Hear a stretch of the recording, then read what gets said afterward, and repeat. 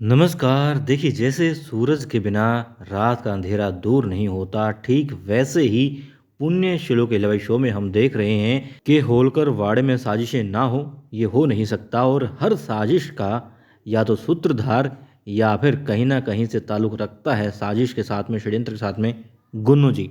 और अब जो नई बहुत ही खौफनाक साजिश रची जा रही है सुजाउद्दौला के द्वारा, उसमें भी हाथ होने की संभावना है गुन्नू जी की, पूरी पूरी है।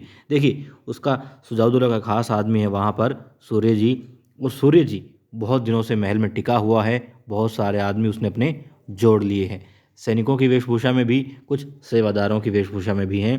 तो अब बात ये कि गुन्नू जी बात बात पर उसको आकर के कहते हैं कि कैसा चल रहा है, अपने आदमियों से कहो जल्दी जल्दी हाथ चलाएं।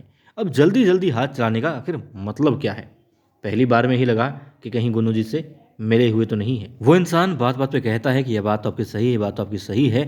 और फिर जब मल्हार राव सूबेदार जी तक भी पहुंच जाता है और सूबेदार जी उस पर संदेह जाहिर करते हैं, उन्हें शक होता है उसकी कारस्तानियों पर, उसके काम को लेकर के, उसकी नज़रों को लेकर के, उसके हाव भाव को लेकर के, तब गुन्नू जी बीच में हंसते हैं और मामले को रफा दफा कर देते हैं और खुद ब खुद कह देते हैं कि सूर्य जी आप जाएं। अब मल्हार राव सूबेदार जी ने उससे कहा था, उसे बुलाया था, उससे बात कर रहे थे, मगर बीच में ही वो बात को इस तरीके से घुमाता है कि ध्यान गुन्नू जी की तरफ चला जाता है और गुन्नू जी ही खुद ब खुद उसे कह देते हैं सूबेदार जी के सामने, जबकि वो खड़ा था, कि सूर्य जी आप जाएं यहाँ से और जल्दी काम खत्म करें। अब इन बातों को लेकर के संदेह तो होता है गुन्नू जी पर, वैसे भी मिली भगत हमेशा रही है। और फिर सुजाउद्दौला का जब खत आता है तब गुन्नू जी कहते हैं कि इससे हाथ मिला लेना चाहिए दोस्ती का। और जब इनकार हो जाता है उसी रात हमला हो जाता है। तो कहीं ना कहीं ये तार जुड़े हुए हो सकते हैं, संभावनाएं पूरी पूरी हैं कि गुन्नू जी की मिली भगत इसमें हो।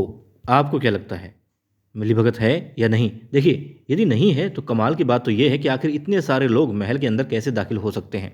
चलो, चोरी छिपे कुछ लोग आ गए हैं, बाहर से दाखिल हो गए, संभावना तो उसकी भी नहीं है क्योंकि सैनिक चारों तरफ होते हैं महल के। चलो, यहाँ पर मान लिया कि सूबेदार जी के सैनिक जो हैं सचेत नहीं होंगे तो दुश्मन अंदर दाखिल हो गए, मगर वो भला किस तरीके से सैनिकों की वेशभूषा में और यहाँ तक कि सजावट के काम में भी अपनी भागीदारी दे रहे हैं, रसोई घर तक पहुँचे हुए हैं, ये संभावनाएं संभव नहीं है बिना किसी भीतर वाले के मिली भगत की।